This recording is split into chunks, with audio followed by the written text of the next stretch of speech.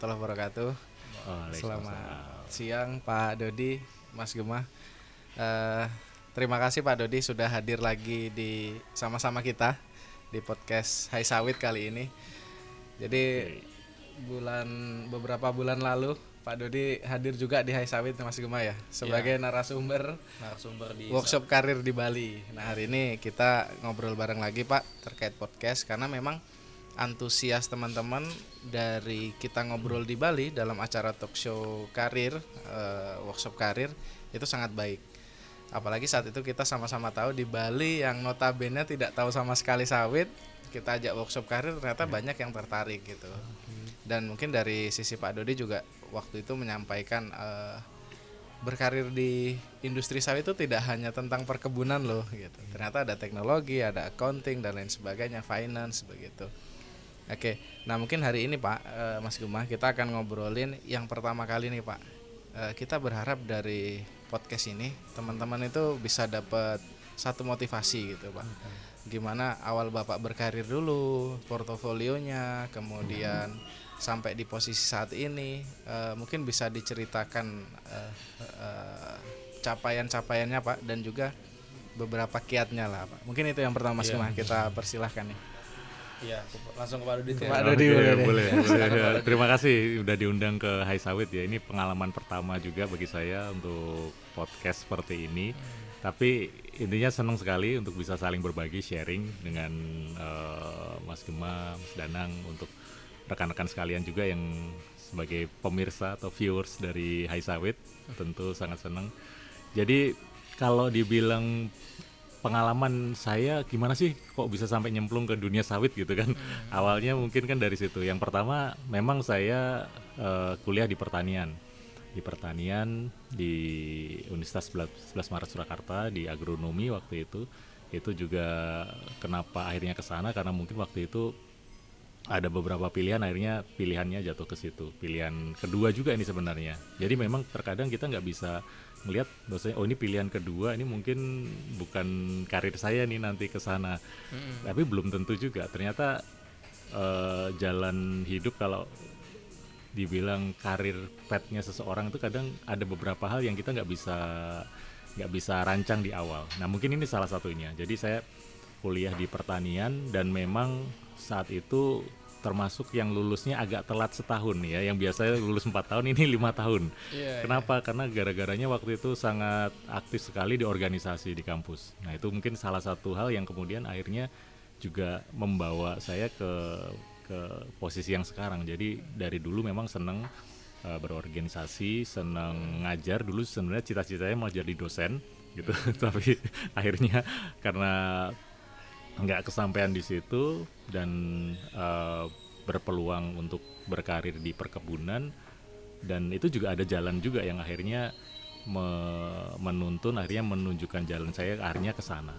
Jadi ceritanya di tahun 2002 itu saya setelah lulus kuliah langsung lanjut S2 sebenarnya.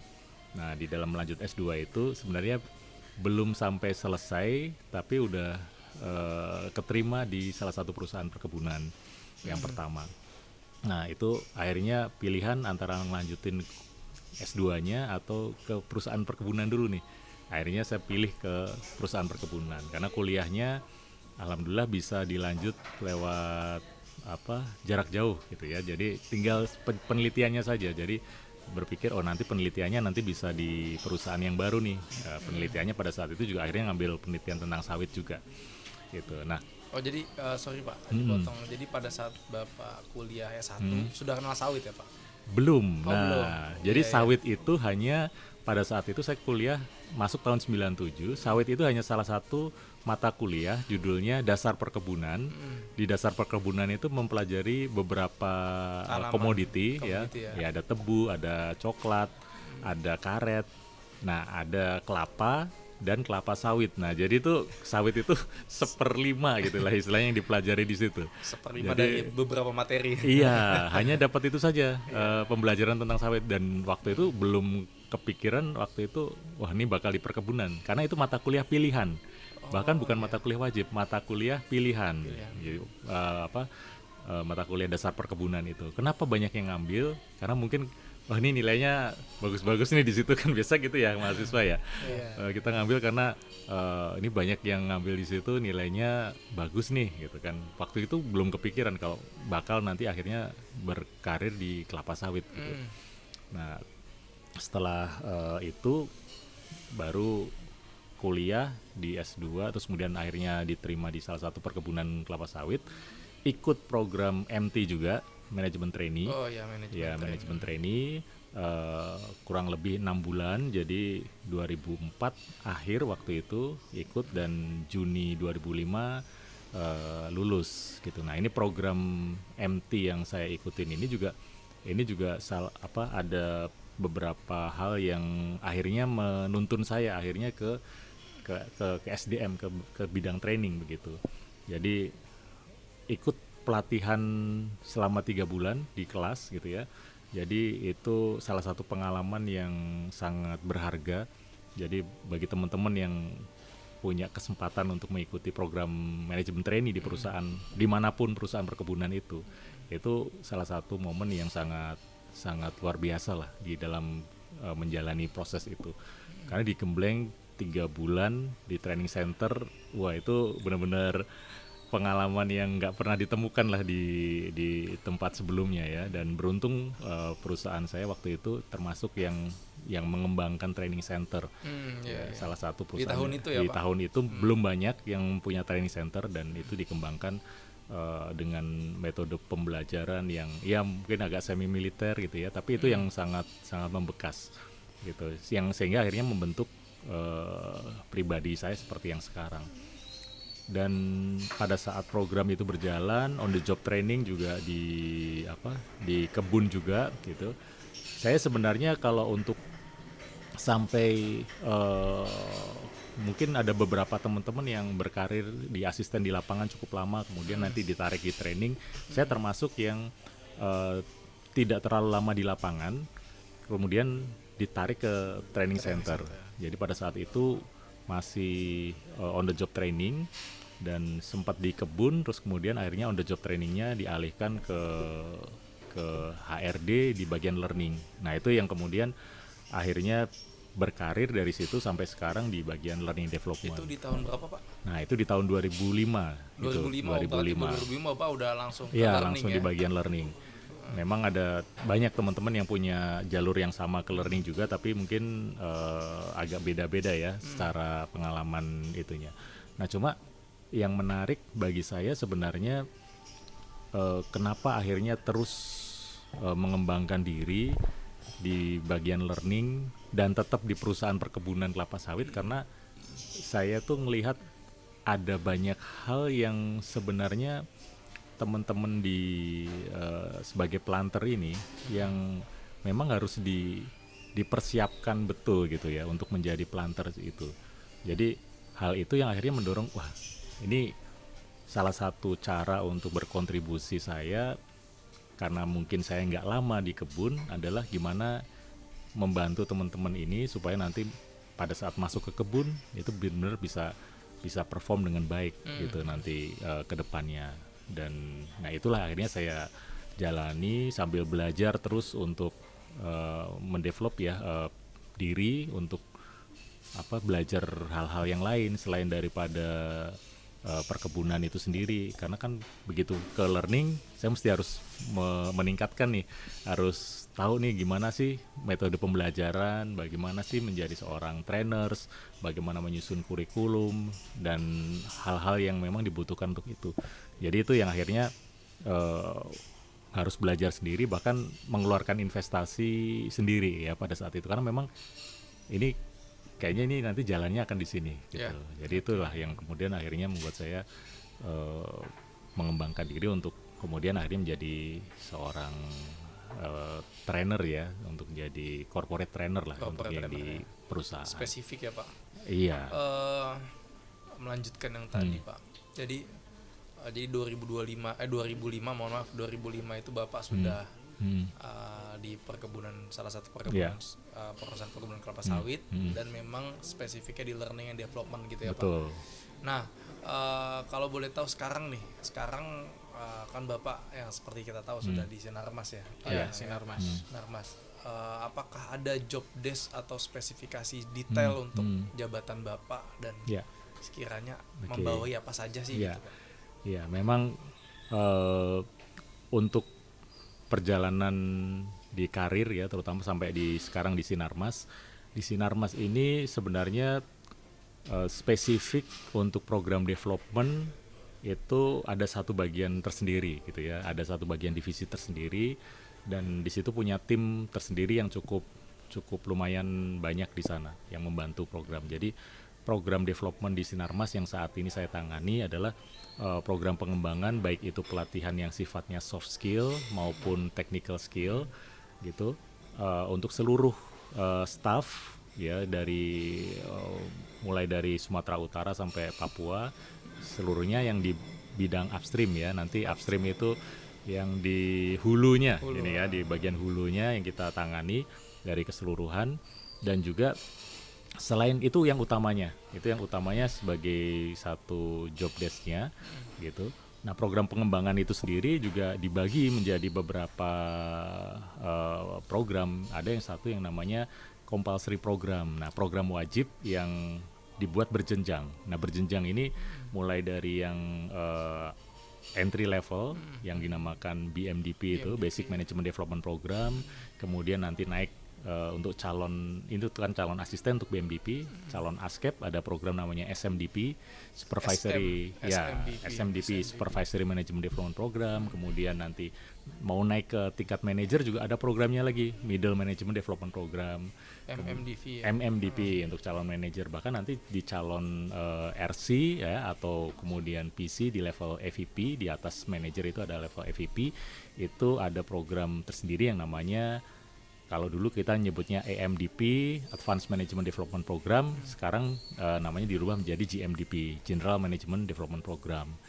Nah, jadi program itu dibuat berjenjang sampai di level kami, kita sampai dengan level GMDP tadi untuk membuatkan programnya. Nah, itu di atas itu masih ada lagi sebenarnya, tapi untuk yang di atas nanti akan bekerja sama dengan corporate untuk menjalankan programnya. Jadi upstream itu salah satu bagian daripada stream yang ada di Sinarmas Agribisnis. Itu yang satu program nih, compulsory.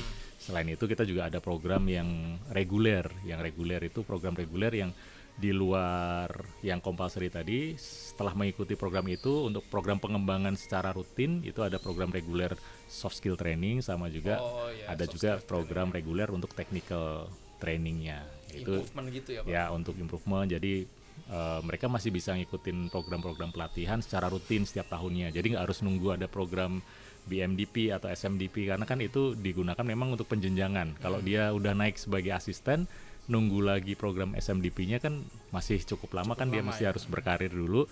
Nah, itu program-program reguler itulah kita masuk untuk program pengembangan. Terus selain itu juga ada yang sifatnya project based. Jadi kita itu juga menerima request ya dari bisnis lagi butuh apa nih. Misalkan saat ini kita lagi butuh untuk bagaimana meningkatkan performance pabrik dengan mengintroduksi satu program 5R atau 5S, 5S atau 5R. Nah, itu kita jalankan itu secara menyeluruh di seluruh pabrik kita. Nah, kita ada 49 pabrik. Jadi tim kami juga kita bagi-bagi juga untuk semuanya harus bisa gitu ya. Nggak hanya bisa ngajar juga, tapi juga harus bisa mendampingi teman-teman di lapangan ini. Misalkan lagi ada program 5R tadi, untuk juga mendampingi program implementasi dari 5R dan 5S tadi di lapangan. Itu kita sudah jalankan sejak tahun 2021, dan ini masih terus berjalan karena jumlah pabriknya cukup banyak sehingga dibikin bertahap. Jadi 16 dulu, kemudian tambah lagi 20. Nah, ini fase yang terakhir nih, ada 13 pabrik yang kita jalankan. Nah, itu program yang sifatnya program khusus sesuai dengan permintaan. Ada juga program-program yang lain selain yang 5R, juga ada program inovasi. Nah, ini inovasi ini juga penting. Ini salah satu nilai juga yang dimiliki oleh Sinarmas. Nah, untuk program inovasi dan improvement itu kita ada program yang namanya Olimpik. Nah, Olimpik itu kita nyebutnya Olimpiade ya. Jadi setiap tahun secara berjenjang itu ada perlombaan Olimpik untuk memunculkan inovasi-inovasi di masing-masing lokasi. Jadi kita ada by regional, itu untuk para asisten yang berlomba, nanti ada per PSM. PSM itu adalah kumpulan dari region-region, ya biasanya dalam satu provinsi tertentu, itu per PSM untuk para askep, dan juga untuk yang tingkat nasional. Tingkat nasional itu juga dilakukan secara berkala untuk para manajer dan ke atas. Nah itu program inovasi, program 5R itu fungsi-fungsi tambahan yang ditambahkan di Departemen Learning. Karena di learning ini sebenarnya fungsi utamanya tadi yang training aja tuh. Kemudian kita juga melihat bisnis butuh apa. Oh butuh 5R, butuh inovasi, butuh juga untuk pengembangan asisten agronomi, asisten kebun. Kita juga waktu itu bikin satu program yang namanya asisten peduli gitu kan. Jadi kita bikinkan kompetensi khusus untuk asisten kebun. Nah kemudian kita mulai refresh kepada seluruh asisten kebun untuk bisa menjalankan prinsip-prinsip ya, perilaku-perilaku yang memang diharapkan dari asisten kebun. Dan kita juga melalui riset di internal juga waktu itu. Jadi kita lihat nih perilaku seperti apa yang dikatakan unggul, yang membuat dia menjadi asisten yang baik.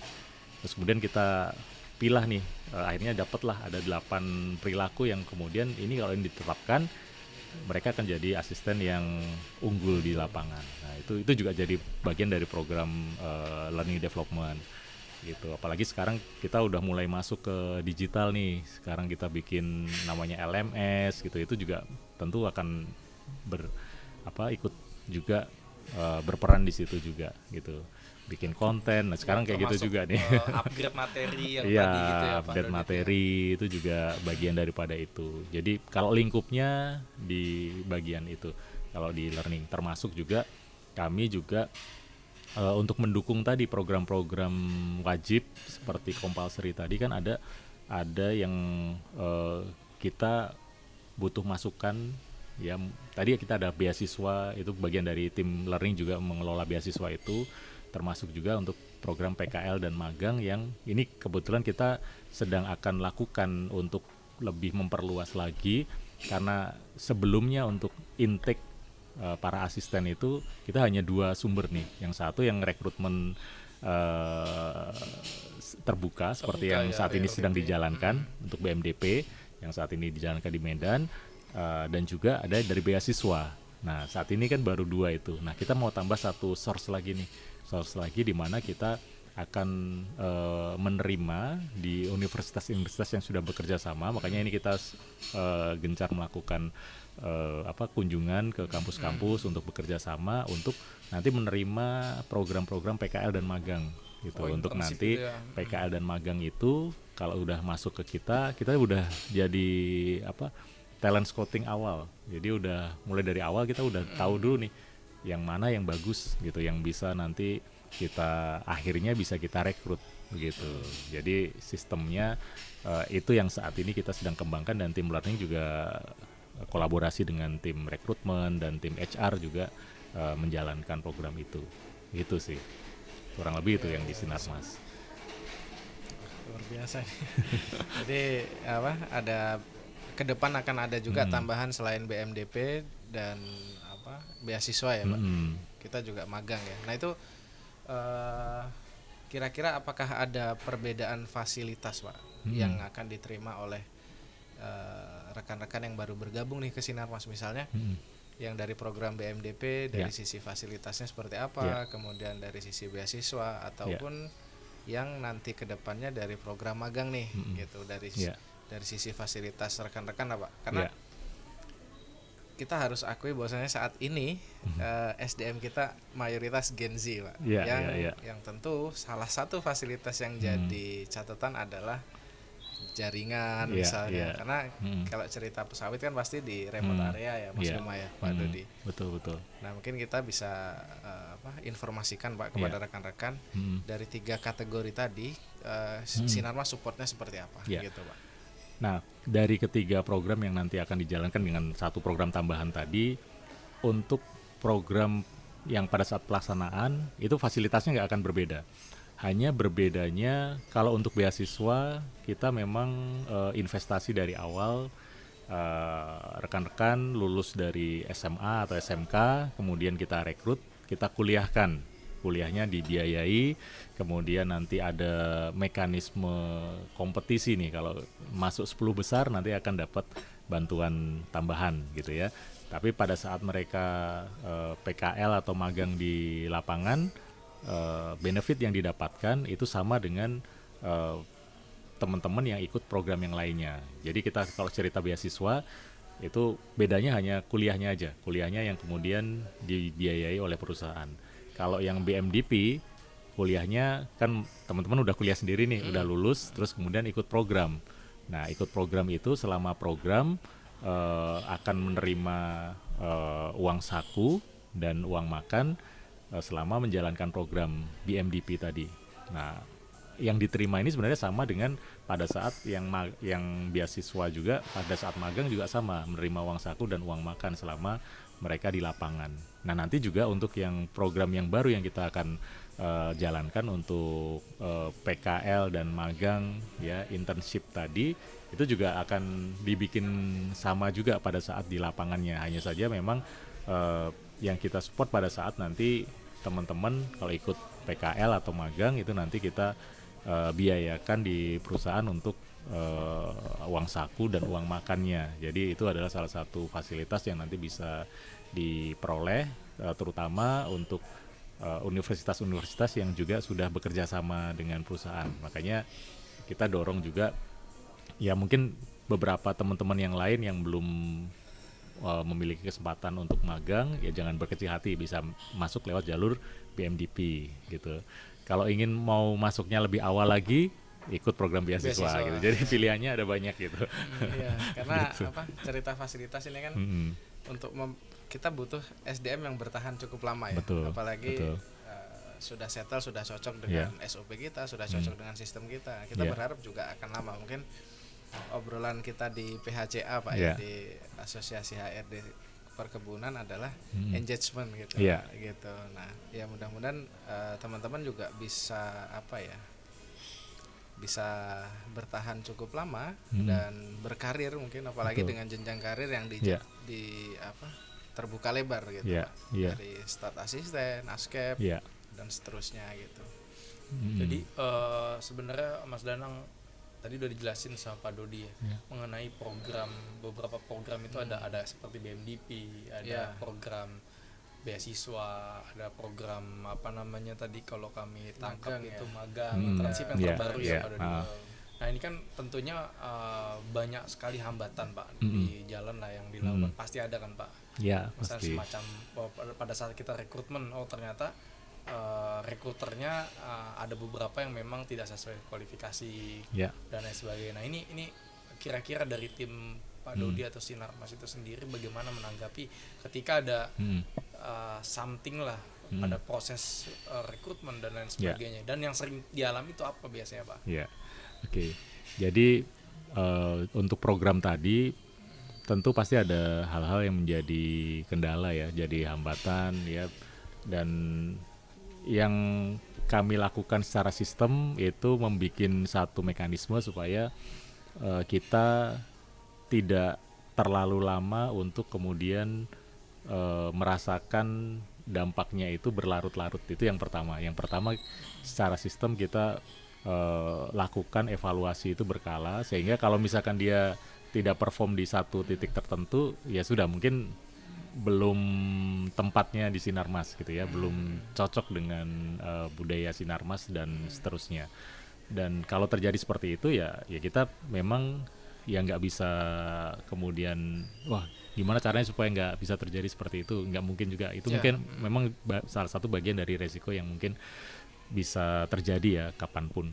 Dan biasanya yang sering kali muncul itu kendala itu munculnya dari teman-teman sendiri nih ya, dari sisi personalnya yang sering kali muncul itu seperti itu. Mungkin bisa jadi banyak hal ya, pada saat kita ngerekrut di awal tentu teman-teman ingin menyampaikan sesuatu yang baik kepada perusahaan. Saya bisa ini, saya bisa itu kan janji-janjinya kan seperti itu. Tapi begitu sudah masuk mungkin akan terjadi banyak pengaruh-pengaruh dari luar ya, bisa dari temannya atau bisa dari lingkungan pada saat dia bekerja. Nah itulah yang akhirnya membuat banyak teman-teman yang juga gagal di tengah jalan gitu ya. Dan biasanya yang jarang-jarang berkomunikasi dengan kami itu yang biasanya sering kemudian akhirnya nggak bisa melanjutkan. Nah itu yang sering kali terjadi, dan biasanya dari internal yang dari teman-teman itu juga yang paling berpengaruh ya, dari situ mungkin dari sisi komitmennya kemudian kurang atau hal-hal yang lainnya. Di luar dari itu memang ada beberapa hal yang berpengaruh juga, tetapi kecil porsinya. Misalkan dia memang nggak mampu gitu ya, kan kita juga nggak bisa ngelihat bahwasanya kita tes dengan segala macam tapi ternyata di satu titik dia nggak sanggup untuk melanjutkan itu gitu ya, karena keterbatasan tertentu ya, itu bisa saja terjadi. Atau terkadang ada juga yang dari porsi kecil dia udah di lapangan mungkin nggak cocok nih dengan atasannya. Nah itu juga salah satu hal yang bisa menyebabkan dia akhirnya nggak bertahan gitu ya. Biasanya kan memang Gen Z atau mungkin sekarang Gen Alpha ini kan, apalagi nih pimpinan-pimpinan di lapangan itu kan jauh jaraknya ya.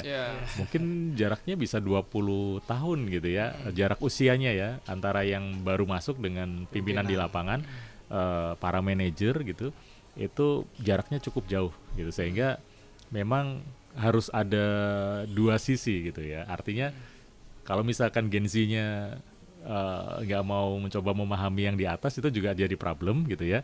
Ditambah lagi dengan yang di atas misalkan nggak coba mau memahami di bawah, itu double problem gitu.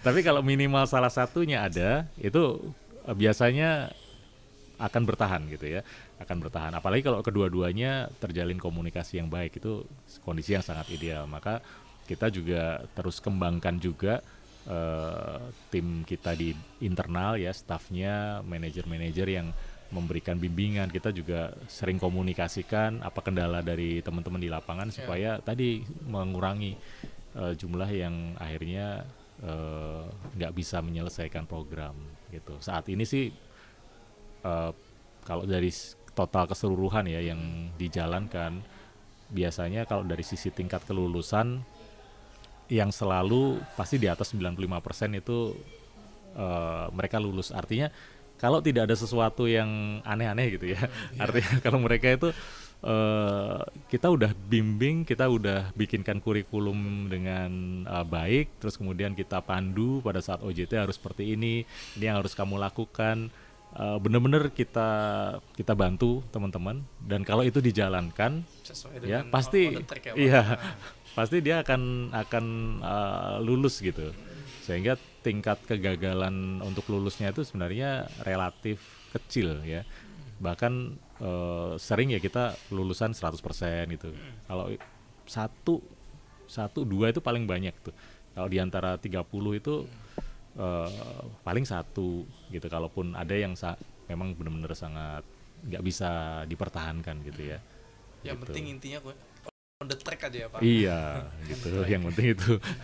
Kalau ini Pak, beasiswa Sinarmas itu sendiri, itu setahun itu Sinarmas itu sendiri mengakomodir berapa kelas Pak, atau berapa orang per tahun? Ya, nah ini mungkin kita sedikit bicara sejarah ya.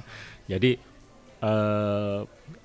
sebelum tahun 2020 itu bahkan kami pernah di 1 tahun itu beasiswanya 3 kelas. 3 kelas itu di satu institusi ada 3 kelas yang berbeda, sampai sekitar 90-an lebih waktu itu. Dan setiap tahun 3 kelas. Waktu itu sempat dijalankan seperti itu. Tetapi kita juga belajar dari pengalaman dengan sumber yang dalam tanda kutip homogen itu ternyata juga nggak begitu bagus juga di lapangan. Jadi akhirnya di tahun 2021 ke depan kita coba maintain untuk beasiswanya itu 1 kelas saja gitu, yang memang kita pilih ya.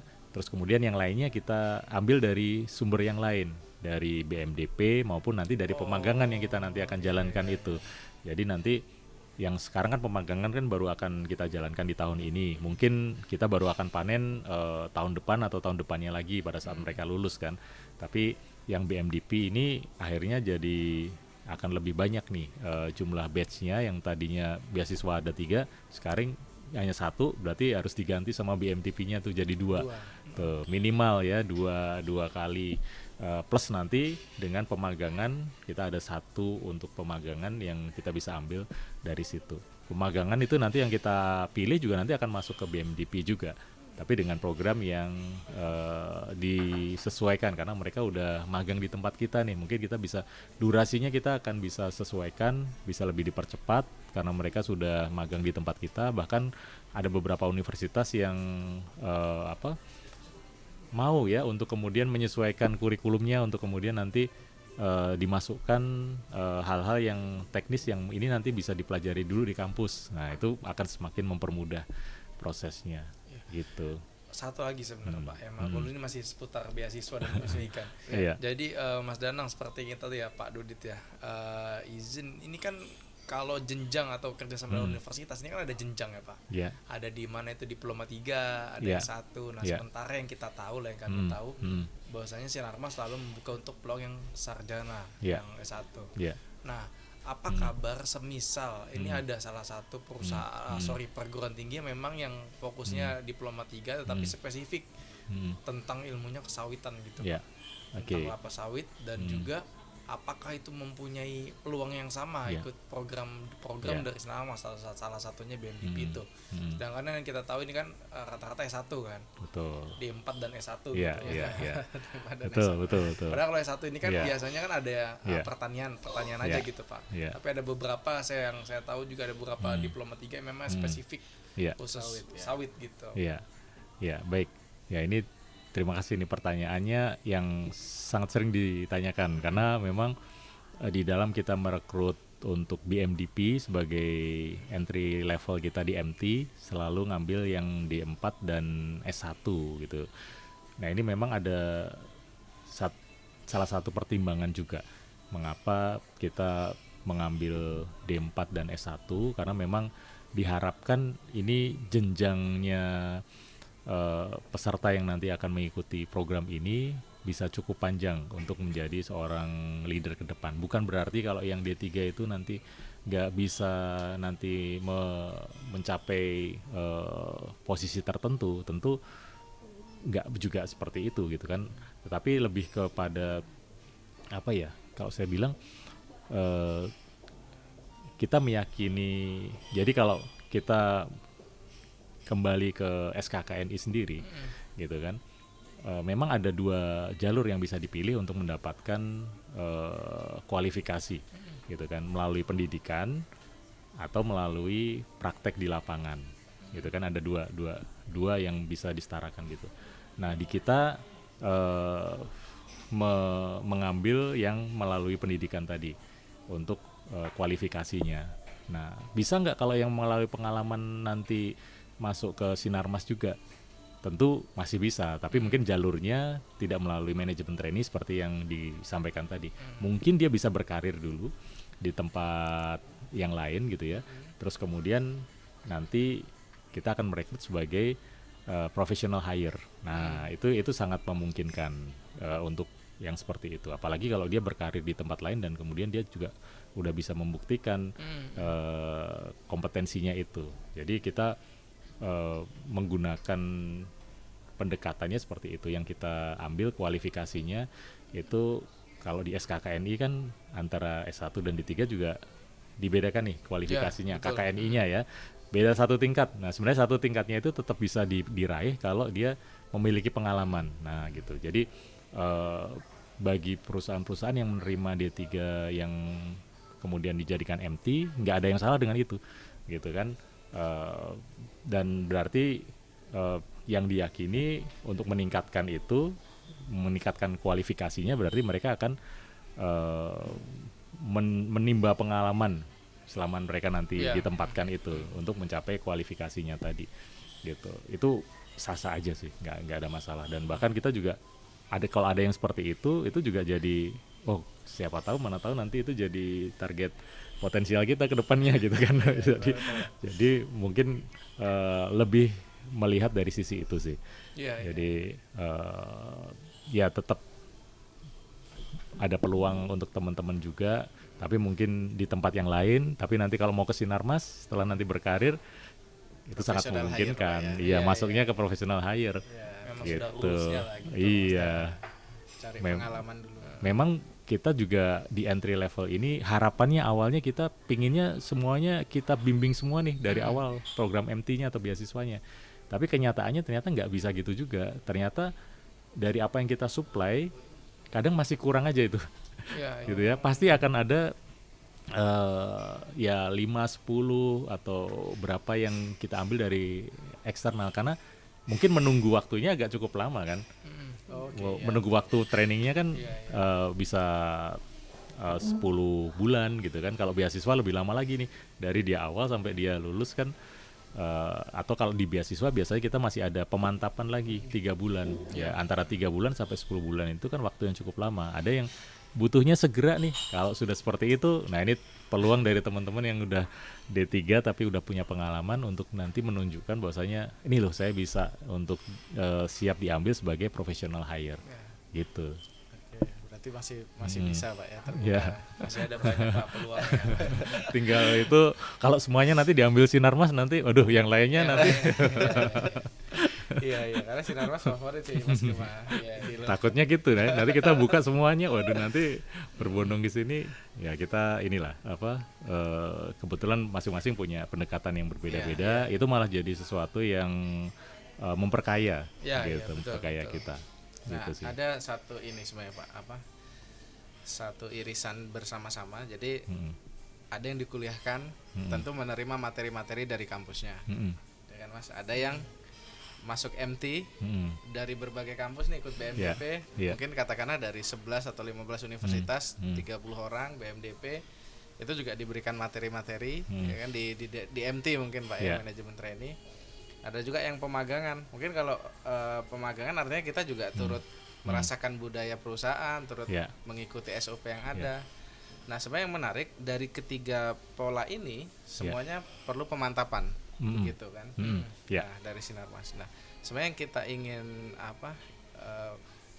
butuh informasi adalah Pak, kepada rekan-rekan di MT itu sebenarnya kita belajar apa sih Pak? Dan yang kita tahu selama ini kan baru BMDP ya. Bagaimana dengan yang kebutuhan pabrik, apalagi tadi 49 pabrik kan Pak, cukup banyak gitu.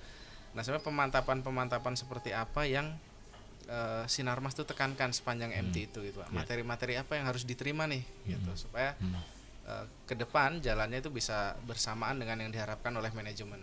Iya. Jadi memang kalau untuk program beasiswa sendiri itu kan kampus menyusun kurikulum gitu ya. Tapi memang kita masih bisa memberikan masukan kepada kampus terhadap kurikulumnya, apa yang perlu ditambahkan, apa yang perlu dipelajari.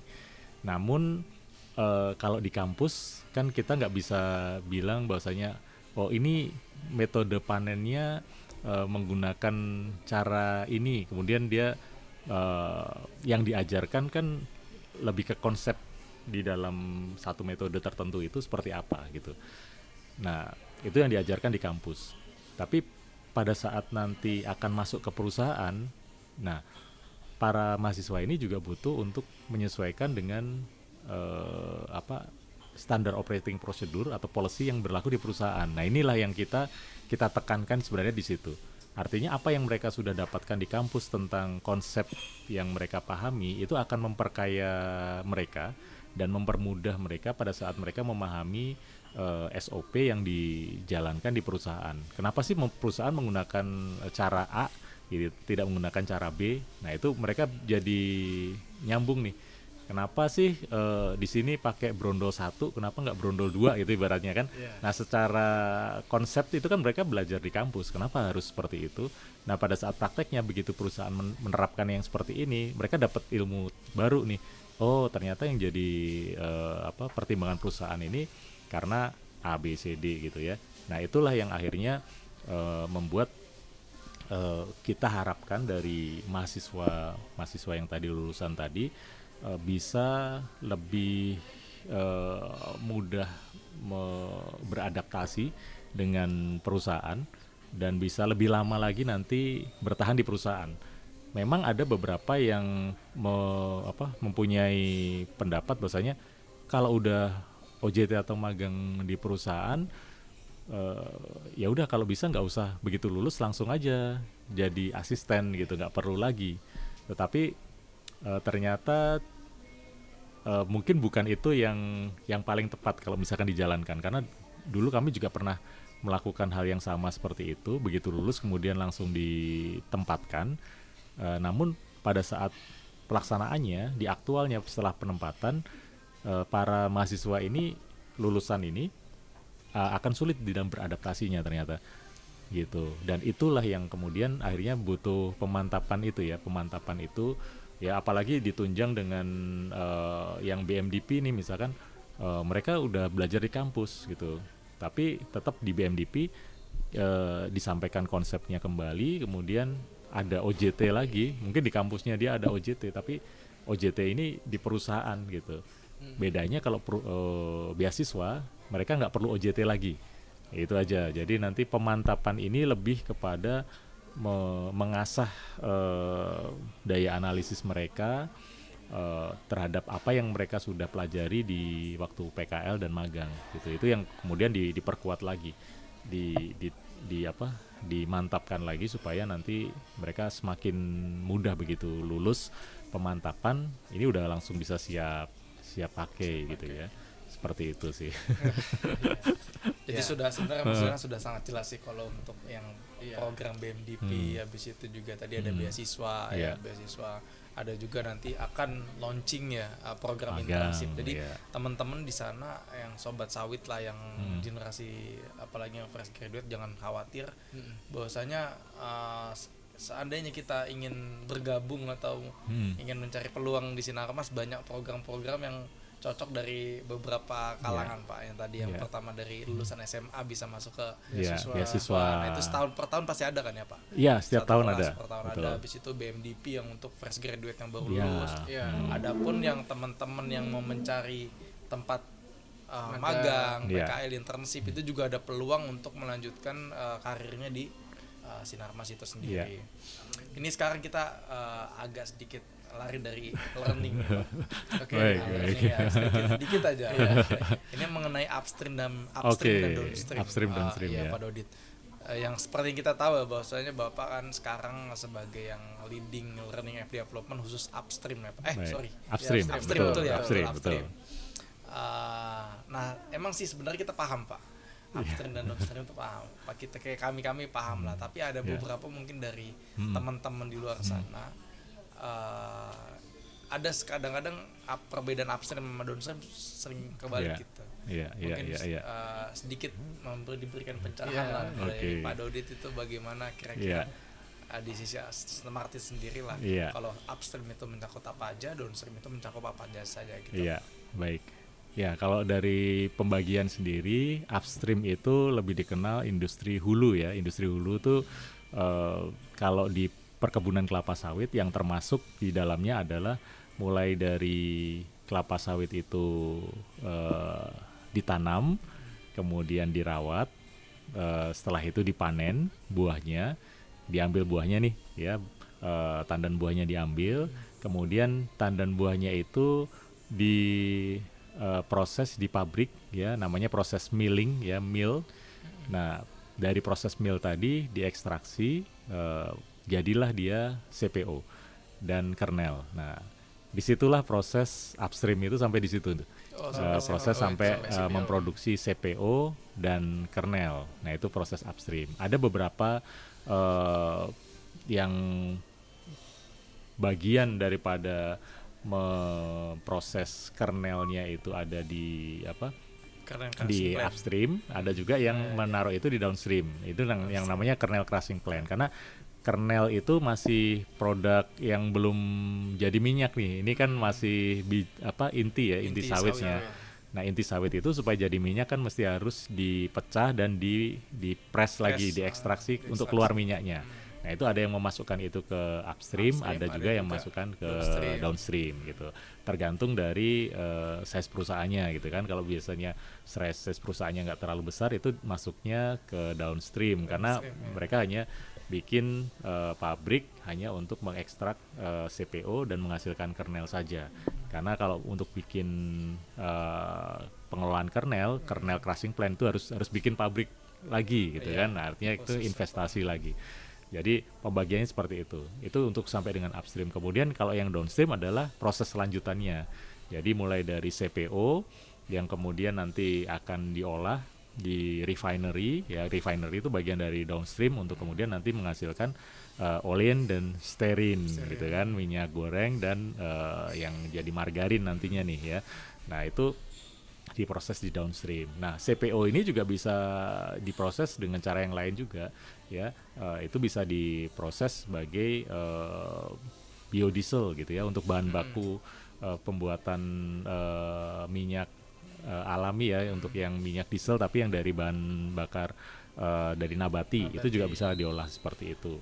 Ya, nanti di downstream juga bisa diturunkan lagi yang dari refinery itu ke oleochemical karena diambil zat-zat kimia yang kemudian diekstraksi untuk nanti dimanfaatkan ke produk-produk turunan yang lain seperti sabun gitu kan, bahan pencampur yang di coklat gitu kan, bikin produk-produk yang lain yang turunan-turunan dari produk sawit. Nah, itu masuk ke downstream. Downstream tuh di turunannya, ya, intinya di turunan dari produknya gitu. Itu sih kalau perbedaan upstream dan downstream ya teman-teman. Karena ini kita kebetulan Pak Dodi sebagai narasumbernya nih Pak, kira-kira untuk produk dari downstream dari Sinarmas itu apa saja Pak? Kan banyak banyak banget salah satu ininya lah komunitas kayak minyak sawit, CPO atau apa aja gitu, minyak goreng dan lain sebagainya gitu, Pak. Baik, kalau produk yang saat ini dijual luas ya, secara umum bisa didapatkan tentunya minyak gorengnya nih. Minyak gorengnya ada Vilma ya, itu Vilma, kemudian juga ada Kunci Mas ya, dan ada Masku Vilma, Kunci Mas ya. Masku ya. Ada juga itu beberapa produk yang disesuaikan dengan segmen pasarnya sebenarnya gitu kan. Kemudian untuk yang margarinnya juga ada Vilma margarin juga, itu ada produk-produk yang dihasilkan oleh Sinarmas ya untuk yang di downstreamnya. Nah, untuk yang produk-produk yang turunannya lagi seperti oleochemical biasanya memang dia dijual secara bisnis to bisnis ya. Jadi dia dari perusahaan apa membutuhkan bahan kimia apa yang kemudian disuplai dari produk turunan kelapa sawit. Nah, itu biasanya dijual bisnis to bisnis, sehingga tidak ada nih produknya di lapangan gitu ya. Terus kemudian selain daripada itu, selain dari minyak sawit ya, sebenarnya Sinarmas juga memproduksi beberapa bahan makanan ya, makanan atau minuman yang juga diproduksi juga, seperti Pristine. Nah, Pristine itu produk dari Sinarmas yang untuk air minum mineral pH tinggi ya, pH 8. Kemudian ada beberapa produk minuman ringan ya, seperti root beer gitu ya, ada Zoda, itu ada beberapa produk minumannya itu juga diproduksi oleh Sinarmas. Bahkan kita juga punya produk kecap. Kecap apa Pak? Kecap orang jual sate. Nah, itu memang tidak lazim mungkin di sini, mungkin banyak diketemuin di sekitar daerah Jawa Timuran gitu. Sinarmas ya. Ada juga, cuma memang nggak begitu sebesar yang produk yang lainnya gitu ya. Jadi mantap. Ada beberapa produk turunan. Jadi kalau di sawit ya end to end-nya mulai dari kecambah ya, sampai kecambahnya itu pun juga ada, kita sudah punya yang kecambah yang dari hasil kultur jaringan. Jadi kita namakan ramet. Nah, ramet ini tanpa biji, jadi tidak menggunakan biji. Jadi dia murni dari mengambil bagian dari tanaman, bisa dari akar, daun, atau batang, kemudian dikembangbiakan di kultur jaringan. Nah, ini teman-teman yang belajar kultur jaringan, kita punya pabrik di Sentul untuk dia menangani itu nih. Menangani untuk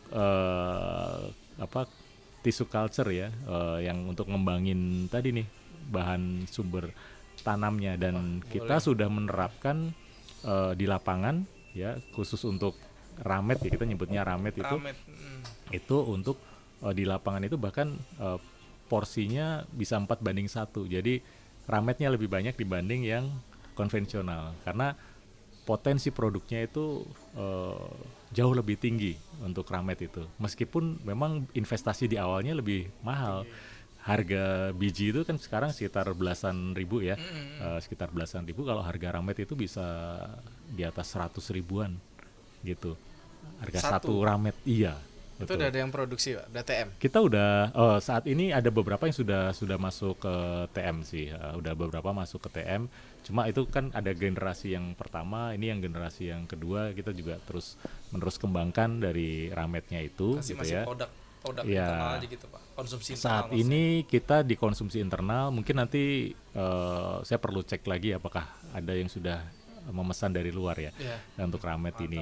Karena memang dari sisi harga ya lumayan, kalau lumayan jauh gitu ya. Tapi kalau dihitung 25 tahun, 35 tahun, 30 tahun ke depan, itu selisih segitu tuh nggak ada artinya gitu.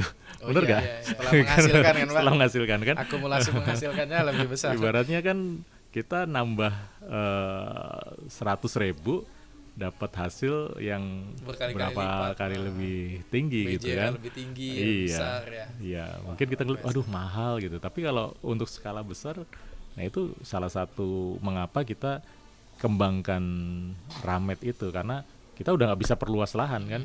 Yang kita bisa maksimalkan adalah bagaimana produktivitas itu bisa ditingkatkan. Salah satunya dengan teknologi tadi, kultur jaringan tadi, gitu. Oke, bolehlah kita nanti main lah. Sentul, ya. Gitu. Oke Pak, hari ini kita udah cukup panjang ya bercerita tentang karir, tentang beberapa peluang juga di Sinarmas. Dari saya mungkin izin coba menyimpulkan sedikit Pak. Yang pertama,